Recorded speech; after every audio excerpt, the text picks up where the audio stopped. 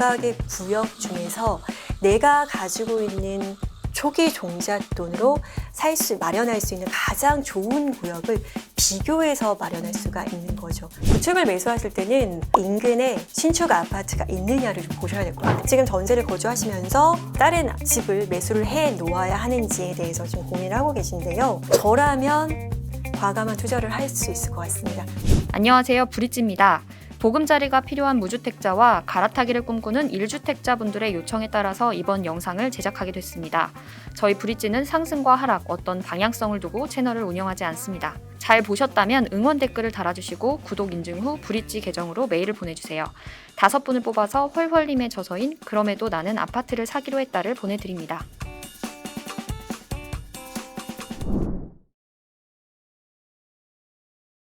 그 갈아타기 후보군을 고를 때 중요한 게 시세 그룹핑이라고 나와 있어요. 시세 그룹핑을 어떻게 해야 되는지 책을 봤지만 잘 모르는 불인이 여러분들도 있을 것 같거든요. 좀 구체적으로. 시세 그룹핑이라는 건요, 그 지역의 부동산 시세를 파악하고 그리고 구간별로 그룹을 나눠요. 구간별로 그룹을 나눠서 현재 가치를 비교하고 평가하는 작업입니다. 그래서 그 지역을 나누고 그 지역 동일 그룹 중에서 A, B, C 중에서 가장 금액대별로 내가 할 수 있는 금액대 중에서 가장 최선의 집을 찾아내는 작업입니다.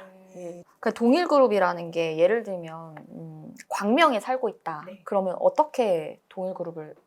광명이면은 예를 들면 안양, 수원 요 정도. 그러니까 지역마다 완전히 동일하진 않지만 그 지역의 상품군에 따라서 동일한 그룹이 있거든요. 예를 들면 안양인 경우에는 재개발, 재건축 구역, 그리고 광명의 재개발, 수원의 재개발 이런 식으로 급시가 약간 다르지만 초기 투자 금액이 어느 정도 비슷한 구간들이 있어요. 그래서 광명, 안양, 수원을 수원의 대표 재개발 지역들을 서칭을 하는 거예요. 예를 들면 안양의 온천, 냉천구역, 그 다음에 소곡 지역 이런 식으로 분양권을 포함해서 재개발 지역들의 구역별로 이렇게 시세를 조사를 해요.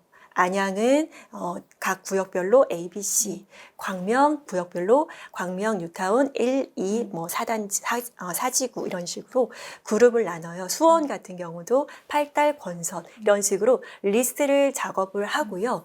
그 진행 단계를 분석을 하고 동일 진행 단계일 경우에 초기 투입되는 금액이 얼마인지를 분석합니다. 초기 투입되는 금액이 비슷한데 조금 더 상위 급지라든지 총 매가가 비슷한데 조금 더 상위 급지라든지 이런 지역으로 선택을 하게 되는 거죠. 그래서 시세 그룹핑이라는 거는 처음에 광명과 안양과 수원의 각각 A, B, C 물건을 이렇게 그룹으로 광명, 수원, 안양 이렇게 묶어내는 작업이 가장 중요해요. 보통의 불인이 분들이 내 집 마련하실 때 뭐와 뭐를 비교할지 몰라서 그저 내가 알고 있는 내 집 앞마당에 있는 집을 마련하는 경우가 굉장히 많이 있는데 사실은 그게 최선이 아닐 수가 있거든요. 그래서 각각의 구역 중에서 내가 가지고 있는 초기 종잣돈으로 마련할 수 있는 가장 좋은 구역을 비교해서 마련할 수가 있는 거죠. 사실 그 중에서도 어떤 물건이 가장 똘똘한지 선택하기가 굉장히 어렵거든요. 어떻게 좀 고르면 현명하게 볼 수 있을까요? 광명 뉴타운 1구역, 안양의 CL4의 자이라는 입주권, 그리고 수원의 권선 6구역이라고 했을 경우에 광명의 1구역은 지금 이주 철거하고 있고요. CL4의 자이는 입주를 앞두고 있거든요. 분양권이에요. 그리고 수원의 권선 6구역도 이주 철거를 하고 있어요. 진행 단계가 안양의 CL4의 자이가 조금 더 앞서 있는데 지금 구간대가 비슷하거든요. 총 매가가 비슷한 상황이어서 어느 정도 지역별로 차이가 있긴 하지만 개인마다 조금 다를 것 같아요. 그래서 1, 2년 안에 실거주를 하지 않아도 된다. 라고 할 경우에는 초기 투입 금액이 가장 작은 분양권으로 접근을 하셔도 CL4의 자이라든지 분양을 하셔도 좋을 것 같고요. 예를 들어서 신혼부부여서 당장 2년 안에 거주하지 않아도 된다. 3년이나 4년을 기다려도 된다라고 한다면 이제 수원 권선이나 아니면 광명 1구역이나 이렇게 시간을 조금 두고 투자할 수 있는 것도 괜찮은 거죠. 그러면 시간을 두고 투자를 한다라는 거는 4년 후에 신축 아파트를 조금 더 싸게 산다라는 거거든요. 그래서 이 동일그룹 내에서 ABC 중에서 나의 상황에 따라서 A냐, B냐, C냐, 종잣돈 초기 투입 금액이 비슷한 구간이라면 A, B, C를 나눠서 선택을 할 수가 있는 거죠.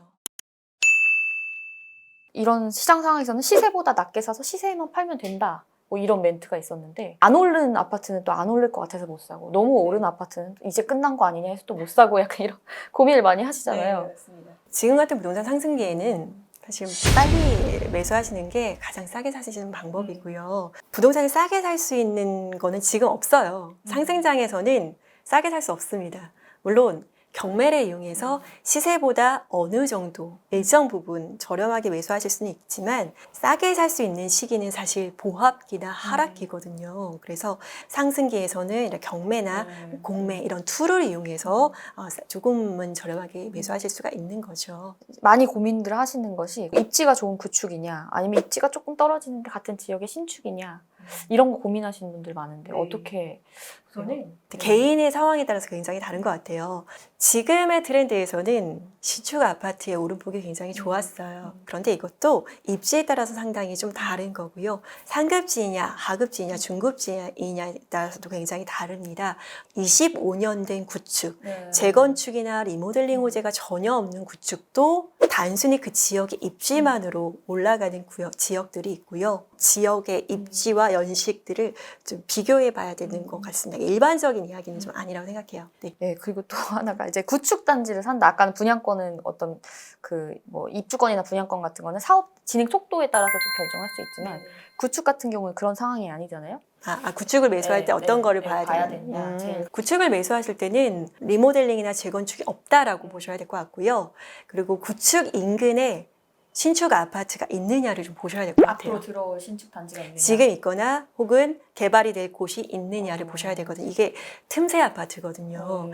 구축 아파트를 매수하실 때는 일반적인 신축 아파트를 매수하실 때보다 훨씬 더 주의하셔야 되는 사항이 많이 있어요. 인근의 신축 아파트들이 굉장히 많이 있어서 그 지역의 주거 가치가 올라갈 경우에는 껴있는 구축 아파트도 같이 올라가거든요. 예를 들면 뉴타운 내에서의 구축 아파트들, 이런 아파트들은 신축 아파트가 워낙에 많이 올라가기 때문에 어느 정도 갭을 이루면서 같이 올라가는 거예요. 그래서 구축 아파트라고 하면은 인근의 신축 아파트로 신축 주거벨트가 많이 형성이 되어 있다거나 신축 아파트가 들어올 예정이 있다거나 인근 신축의 호재를 좀 받을 수 있는 그런 곳을 선택을 하시면 좋을 것 같고요.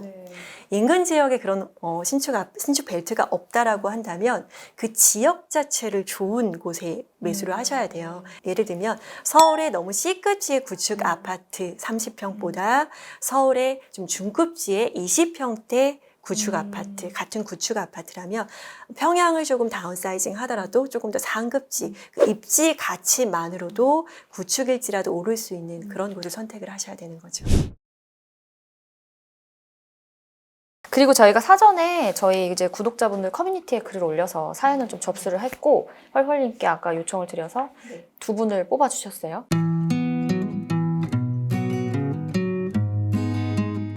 이분은 현재 해외 거주 중이세요. 네, 해외에 거주하셨던 분들이 이제 국내로 내 집 마련하시면서 들어오려고 하실 때 굉장한 어려움이 많이 있습니다. 이분은 아내분 그리고 초등학교 11살 따님 이렇게 거주 예정이세요. 그래서 판교에서 출퇴근하시고 편도 1시간 이내 찾는 거죠. 하셨습니다. 그래서 예산은 5억 정도 현금으로 보유하고 계신 상태예요. 저 같은 경우는 내 집 마련 당연히 하시라고 말씀드리고요. 판교는 지금 가격대가 많이 올랐죠? 예산이 맞지 않는 구간이기는 하고요.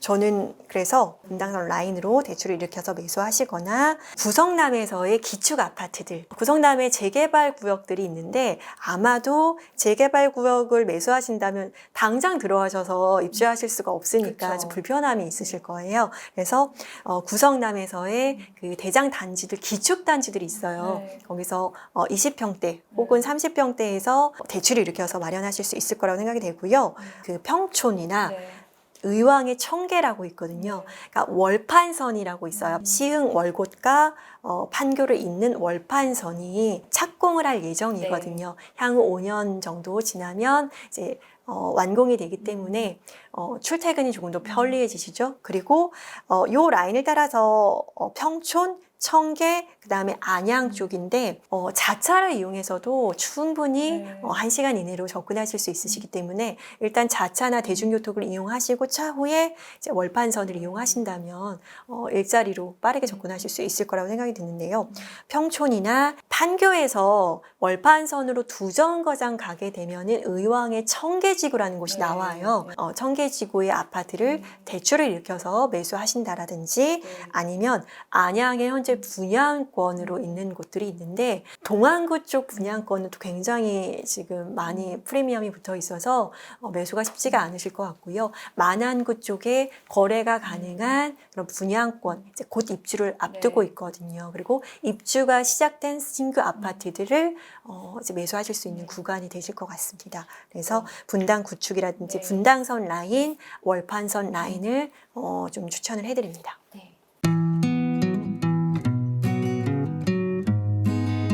올해 5월에 결혼하시는 예비 신부님 제축하드립니다. 생각이 많죠. 이제 결혼을 하려고 하는데 집값이 너무 많이 올라서 근데 자산 규모가 꽤 있으세요. 예. 그래서 부동산 공부도 제가 보기에는 좀 열심히 하시는 분 같아요. 일단은 전세집을 선택을 하셨어요. 전세금이 3억 3천만 원이고요. 상계동 쪽으로 전세를 마련하셨고 남편 직장은 삼성역 그리고 아내분은 마포입니다. 매수를 하시려고 하시다가 이제 전세로 거주하시게 되셨고 전세금을 제외하고 투자 금액이 한 2억 5천에서 3억 정도 되실 거라고 말씀을 하셨어요. 그래서 이분이 고민을 하시는 게 지금 전세를 거주하시면서 다른 집을 매수를 해 놓아야 하는지에 대해서 지금 고민을 하고 계신데요. 굉장히 애매한 상황이에요. 그러니까 지금 돈을 쪼갠 상황이죠. 전세금으로 3억 3천만 원, 그리고 남은 투자 금액이 2억 5천에서 3억인데 이 돈을 모으면 그래도 서울에서 굉장히 투자 가치가 있는 구역을 선택을 하실 수가 있거든요. 그래서 결단이 좀 필요하신 것 같아요. 지금 전세금이 있는 상태에서 나머지 금액으로 투자를 하시려면 이제 수도권 쪽으로밖에 눈을 돌릴 수가 없거든요. 그런데 지금 비록 전세집을 얻었지만 아직 결혼하시고 들어가신 거 아니시잖아요. 요거 계약 파기하시고 만약에 돈을 뭉치실 수 있다면 월세로 거주하시고 돈을 뭉치셔서 한 3년, 4년 이내에 입주하실 수 있는 서울의 재개발 아파트 혹은 수도권의 대장 신축 아파트 매수하실 수가 있거든요. 저라면 과감한 투자를 할 수 있을 것 같습니다. 돈은 적을수록 쪼개면 안 되거든요. 이 가정 같은 경우에는 공부를 많이 하셨어요. 신랑분이 청약통장이 1,700만 원, 납입 인정 금액은 1,200만 원이 되는 청약통장, 굉장히 큰 규모이거든요. 그래서 좋은 통장을 가지고 계시고 아내분도 840만 원이고 납입 인정액으로는 400만 원, 월 10만 원씩 납입 인정 금액으로 400만 원 되는 통장을 가지고 계세요. 근데 신혼부부이시기 때문에 가점으로 청약에 당첨되시기는 좀 어려우실 수 있지만 이 신랑분의 통장을 예를 들면 10년 동안 더 10만 원씩 꾸준히 청약을 금액을 납부를 하실 경우에는 2,400만 원 정도의 인정 금액이 되거든요. 그러면 돈을 모으셔서 내가 마련할 수 있는 가장 좋은 집을 마련하시고 10년 이후에는 이 통장을 이용하셔서 또 다른 더 좋은 집을 매수하실 수가 있거든요. 그 당시에만 무주택이면 되는 거니까 청약 무주택 3년 기간만 유지하시면 됩니다. 그때 당시의 상황에 따라서 다를 수 있겠으나 일단 또 하나의 무기를 가져간다라는 의미에 있어서는 굉장히 든든한 도구가 될 수가 있는 거거든요. 그래서 저희가 보기엔 이 부분은 자산도 굉장히 많이 있지만 굉장히 많이 공부를 하셨고 그리고 청약통장이라는 무기도 또 가지고 계셔서 차근차근 밟아 가신다면 굉장히 경제적으로 여유를 누리실 수 있을 것 같다는 생각이 듭니다. 그러니까 집을 산다고 급하게 청약통장이 필요 없겠지 해서 깰 게 아니라 이걸 가져가야 된다는 얘기셨습니다. 그래서 조언을 들어봤고